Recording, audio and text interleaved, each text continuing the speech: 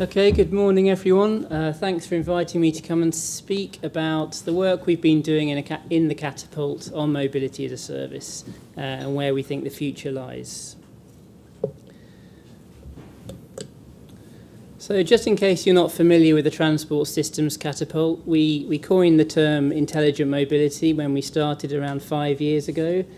And we're funded by central government to support innovation in intelligent mobility in the UK.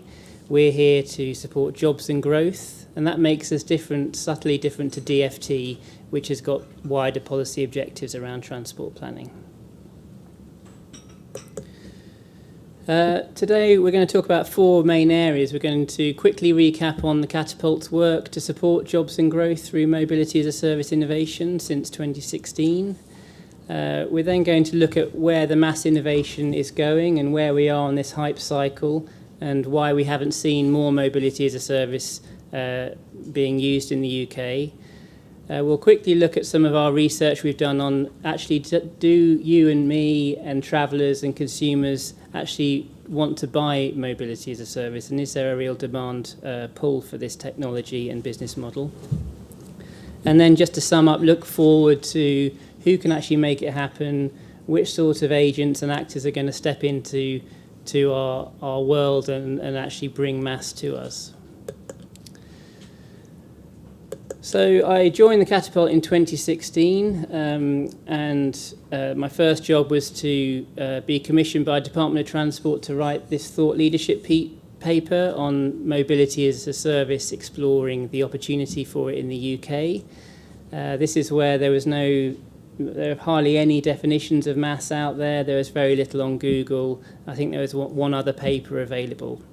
So this was quite a successful thought leadership piece, and on the back of that we had the UK's first conference.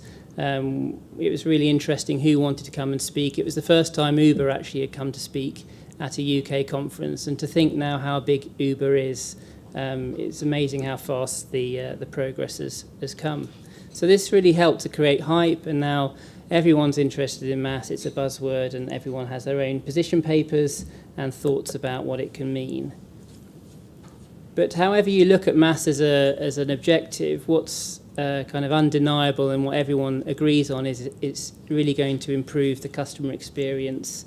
Using data and technology, we can, as Rob said, bring individual siloed modes together.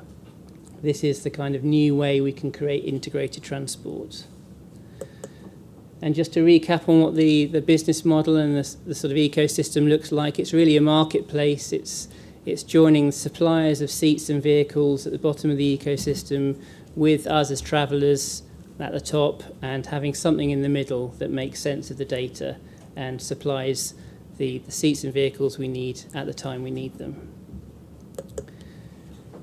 We spend in the UK around 100 billion a year across all households on travel, so it's a huge market to really offer something better, something new, offer mobility as a service as opposed to how we currently travel. And so all of these different mass value propositions we are expecting to come to market. It could be mass services that offer you lots of different modes. It could be mass services that offer you just a single mode. And in terms of the capabilities that we're expecting in this service, of course, it's removing the pain points around journey planning, around payment, around ticketing, and it's to really try and understand what we want as a service. A mass service supporting the school-run journey is obviously going to be very different to a mass service supporting your commuter. A mass service that's sold into an employer to help staff travel will be very different to a tourism mass service. So that was the theory, that was the expectation, and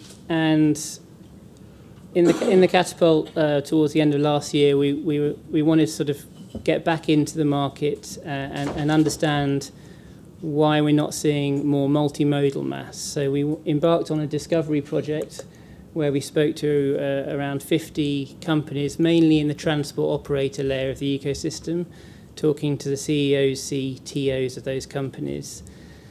We were asking them a simple question, really. How are you going to use data and technology to innovate and grow your business in the next 5 years? We wanted to keep it a very open question. rather than specifically talk about mass, just to see where their attitudes and where their strategy was going. And through all of these interviews, we identified 31 different innovation areas. Obviously, taxis are innovating in different ways, to buses, to trains, to bike share. But across all of these innovation areas, we themed them into 4 main themes. These companies are investing firstly in technology and data. They're investing in the new hardware and software and the data analytics to support their systems. This is where they can they need to do this to remain competitive. They're also looking at digitization. They're looking to offer us as consumers or their business customers new ways to purchase or manage their transport assets. So the management and the route optimization and the balance of supply and demand is a real near-term win for many companies offering transport services. The third innovation theme across all the modes was offering new access models. This was offering their customers new ways to buy access to their services. So examples of this could be selling your cars now via the minute or the mile, or via peer-to-peer communities. These new access models really can be seen as new mobility services. And the final area was really what the integrated mass vision looks like. They were also considering working with other transport modes, working together to offer that end-to-end journey to compete with single car ownership, single car occupancy vehicle use. So how do those 4 themes pan out over time, and how can we support the innovation so we're sequencing it towards success to move into that integrated world where we break our silos down and we have end-to-end digitally enabled transport? Well, the transport operators are certainly focused on digitization, the technology and data, and the new access models innovation in the short term, and they're looking at that to add almost the foundational business models and technologies to then move into integrated transport in the longer term. They're getting their own ducks in a row first, trying to stay competitive, and then once they get diminishing returns from that investment, they're then thinking about working with other transport modes. So in terms of that lag of not diving into integration straight away, what is causing this inertia? Well, there's obviously forces preventing the cooperation and co-opetition between modes, and there's forces supporting it. And in terms of the appetite of the people setting strategy in this business, of course, the mass business model, the commercial business case isn't clear. There's many risks around being compared and working with other transport operators to offer your customer a service. And the brand capital they've built up over the years is also at risk. You are losing contact with your customer if you're going through a third-party intermediary. And as I said before, the vertical innovation, the progress they can make within their own business and their own market through data and technology will take priority. But in terms of the forces supporting the move to integrated mass, there's a complete understanding and recognition that the customer experience benefits really are there when we can digitize transport and bring it to consumers as a service. And there's also recognition of the consumer trends and societal trends and the changing landscape across many areas of the economy, and that it will happen to transport one day. So they need to be on that wave. They don't want to fall off the back of it. So that's the appetite side. In terms of the ability, the challenges they have are in this new world of data and technology is their technical capability, their understanding of IT and data, and how to disrupt their business using these technologies. And the second main challenge for them is many transport operators, particularly public transport, have structural issues relating to the factors supporting their business model. This could be franchising rules, subsidy, regulation, all of the historical policy and regulation built up around why transport looks the way it does today. But again, supporting investment in data and technology to move us to integrated mass, it's all about investing in systems now that can be built on to allow integration in the future. So it's the foundations for mass.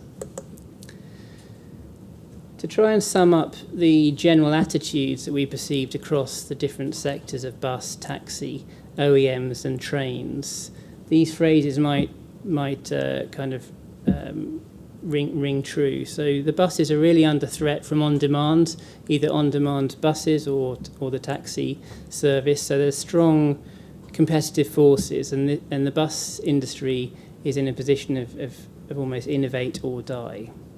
In terms of taxi, again, they are being really disrupted and forced into change by the likes of Uber and other consolidated taxi companies. There's over 150,000 private hire vehicle companies. The revenues of those companies are similar to the revenues of the rail sector. So they're a really big industry in the UK, and they're all looking to sort of join the aggregators at their own game and to consolidate so that they can be everywhere for everyone.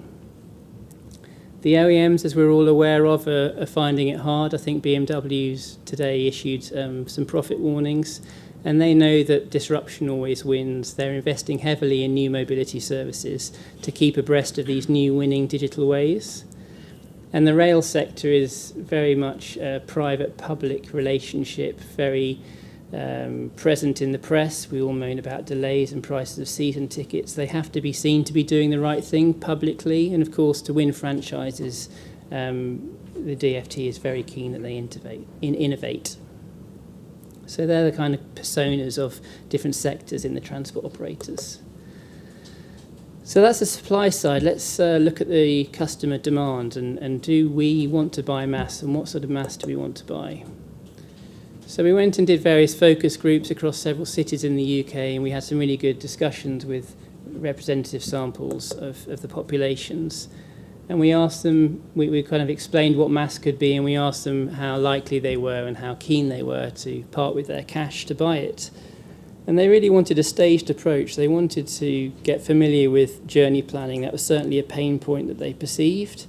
A lot of them are very savvy with the journeys they make. We all know how to get to work better than Google and Citymapper know, but they still appreciate the journey planning, the real-time traffic information. That was certainly a capability that they would want from a digital service.